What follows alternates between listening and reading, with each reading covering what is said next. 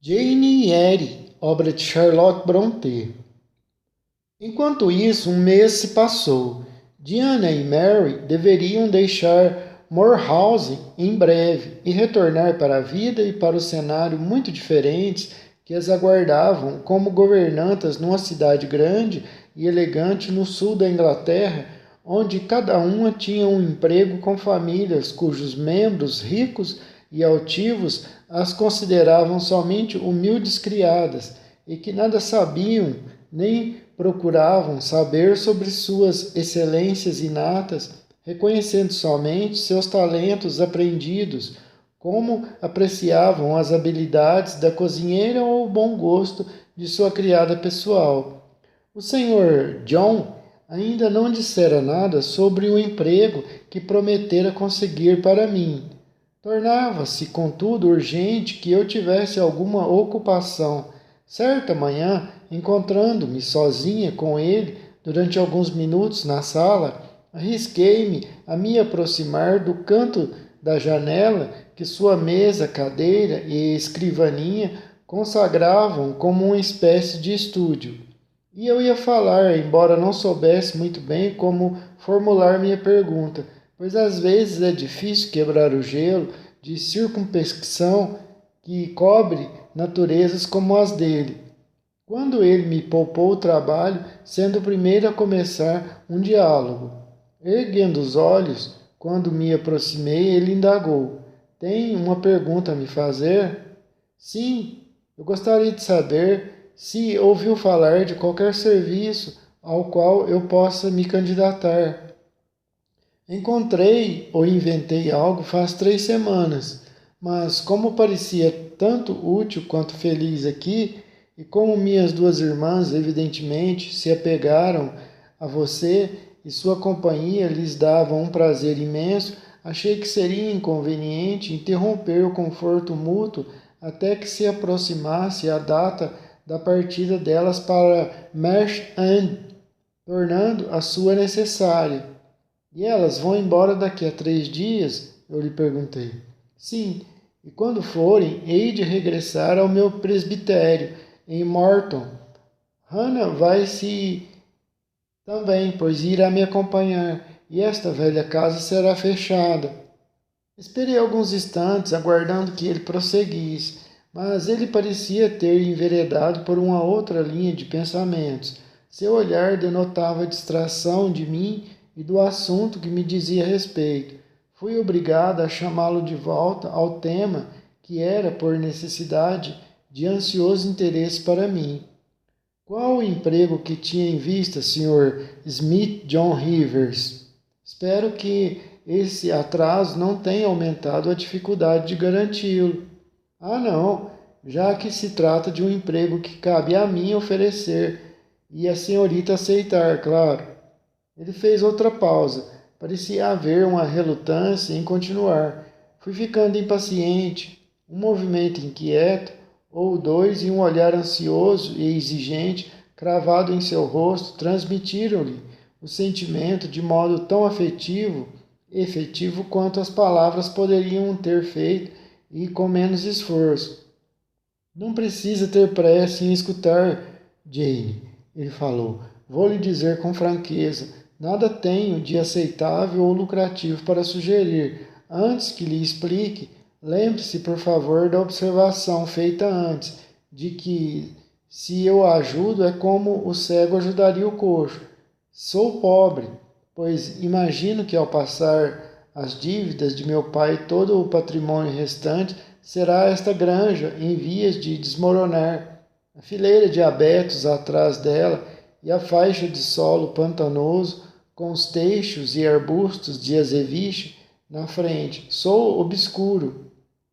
Rivers é um sobrenome antigo, mas dos únicos 3 descendentes da raça, 2 ganham a vida como criadas entre estranhos, e o terceiro se considera estrangeiro em sua terra natal. Não apenas pelo resto da vida, mas mesmo na morte, sim, e se considera e é obrigado a se considerar honrado por esse destino e só aspira ao dia em que a cruz da separação dos elos carnais será colocada em seus ombros E quando o chefe daquela igreja militante, da qual é um dos seus membros mais humildes, dará a ordem de levante-se e me siga. Sr. John disse essas palavras como pronunciava seus sermões, com uma voz calma e profunda, o rosto sem nenhum rubor e um olhar radiante. Ele continuou: já que sou pobre, Jane Eyre, e obscuro, só o que posso lhe oferecer é um serviço de pobreza e de obscuridade, entende? A senhorita talvez até o considere degradante, pois vejo agora que seus hábitos têm sido os que o mundo chama de refinados. Seus gostos tendem ao ideal e esteve em companhia de pessoas educadas, mas não considero degradante nenhum trabalho que aprimore a nossa raça. Julgo que quanto mais árido e inculto o solo cuja lavoura é designada ao trabalhador cristão, e quanto menos recompensas esse trabalho traz, maior a honra. Seu, sob tais circunstâncias, é o destino do pioneiro, e os primeiros pioneiros do Evangelho eram os apóstolos. Seu capitão era o próprio Cristo, o Redentor. Bem, eu disse, quando ele fez uma nova pausa, prossiga. Ele olhou para mim antes de continuar. Parecia, na verdade, ler com toda a calma o meu rosto, como se seus traços e linhas fossem letras numa página. As conclusões que tirou desse escrutínio ele expressou parcialmente nas observações seguintes. Jane, acredito que vá aceitar o posto que ofereço, disse ele, e mantê-lo por algum tempo. Não permanentemente, contudo. Não mais do que eu poderia manter permanentemente algo medíocre e mediocrizante. Algum tranquilo e escondido posto de funcionário público, pois, em sua natureza, há uma liga contrária ao repouso, assim como na minha, embora de um tipo distinto. Explique, por favor, Sr. John. Não estou entendendo. Insisti quando ele mais uma vez se deteve. Vou explicar melhor, e há de ouvir agora como a minha proposta é miserável, como é trivial e insignificante. Não vou ficar por muito tempo em Morton, agora que meu pai morreu e sou o senhor do meu próprio destino. Devo ir, provavelmente, embora, no espaço de 12 meses, mas enquanto estiver aqui, vou me esforçar ao máximo pela melhoria deste lugar. Morton, quando cheguei há 2 anos, não tinha escola. As crianças pobres estavam excluídas de qualquer esperança de progresso. Estabeleci uma para meninos. Gostaria agora de abrir uma segunda para meninas. Aluguei uma casa com esse propósito, Jane, com um chalé de 2 cômodos anexos, para ser moradia da professora. Seu salário será de 30 libras por ano. Sua casa já está mobiliada, de maneira bem simples, mas suficiente, graças à gentileza de uma dama, a senhorita Oliver, filha única do único homem rico da minha paróquia. O Sr. Oliver, proprietário de uma fábrica de agulhas e de uma fundição de ferro no vale. A mesma dama paga pela educação e pelas roupas de uma órfã, com a condição de que ela ajude a professora em tarefas mais simples, relacionadas à casa, à sua limpeza e à escola, pois, ocupada dando aulas, não há de ter tempo para cuidar pessoalmente dessas coisas.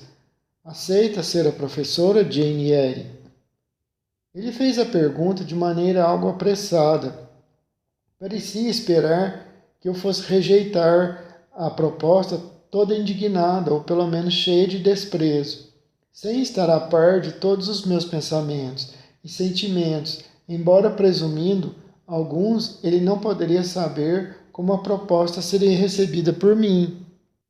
De fato, a proposta era modesta, mas me oferecia um abrigo que eu tanto desejava.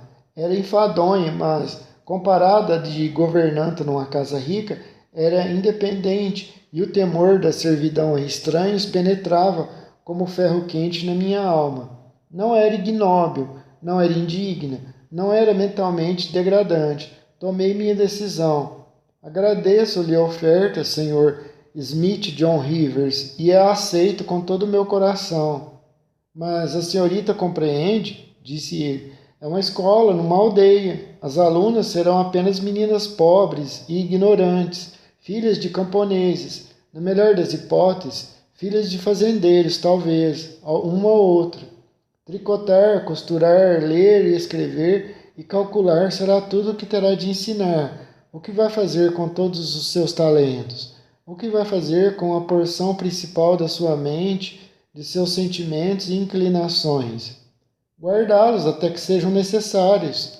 Vão durar para sempre, pois estão em minha alma. Sabe, então, o que está aceitando, Jane Eyre? Sim.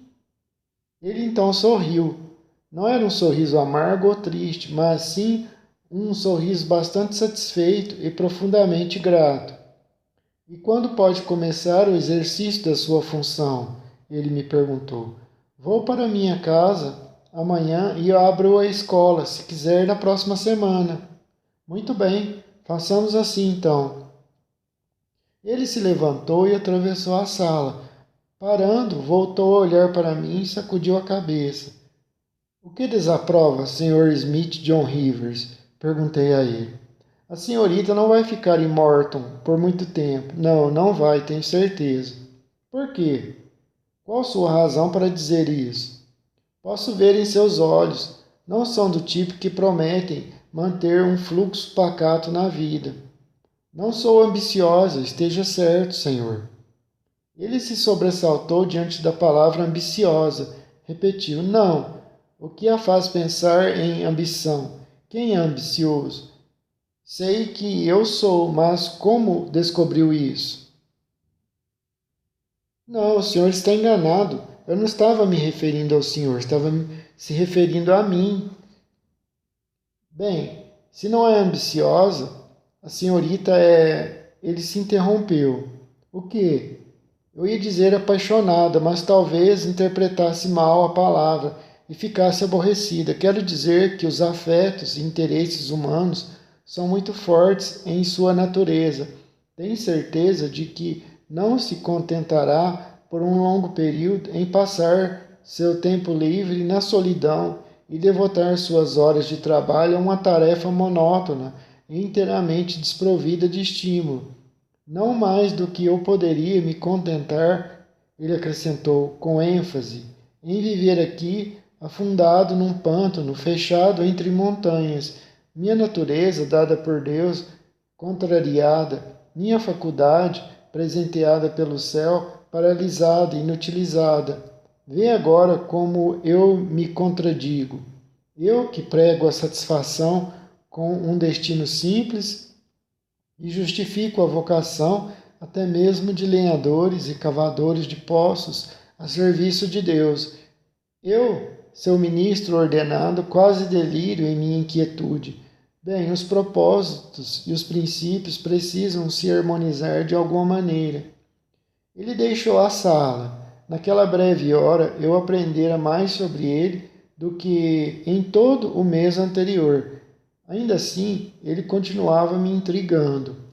Diane e Mary Rivers ficaram mais tristes e silenciosas conforme se aproximava o dia de deixar seu irmão e sua casa, e até mesmo a mim, pois elas gostavam de mim. Tentavam aparentar seu estado de espírito habitual, mas o pesar contra o qual tinham que lutar não podia ser inteiramente dominado ou ocultado. Diana sugeriu que seria uma partida diferente de qualquer uma que já tivessem vivido. Provavelmente seria, no que dizia respeito a John, uma despedida por anos, poderia ser para o resto da vida. E ele há de sacrificar tudo em nome de decisões tomadas faz muito tempo, disse ela, tanto por afetos naturais quanto por sentimentos ainda mais poderosos. John parece sossegado, Jane, mas esconde uma febre em suas entranhas. Conheço meu irmão muito bem. Você haveria de supor que é uma pessoa mansa, mas em certos aspectos, John é inexorável como a morte. E o pior de tudo é que minha consciência mal me permite dissuadi-lo de sua dura decisão. Certamente não posso nem por um único momento culpá-lo por ela. É correta, é nobre, é cristã, mas corta o meu coração.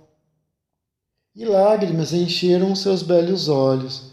Mary tinha a cabeça curvada sobre a costura. Agora não temos mais pai. Logo estaremos sem casa e sem irmão, murmurou. Naquele momento, ocorreu um pequeno incidente que parecia criado pelo destino com o propósito de demonstrar a veracidade do dito: uma desgraça nunca vem só, e acrescentar aos seus infortúnios o incômodo de não poder contar com os ovos dentro da galinha. Sr. John Rivers passou diante da janela lendo uma carta. Então entrou. Nosso tio morreu, disse ele. As duas irmãs pareceram sobressaltadas.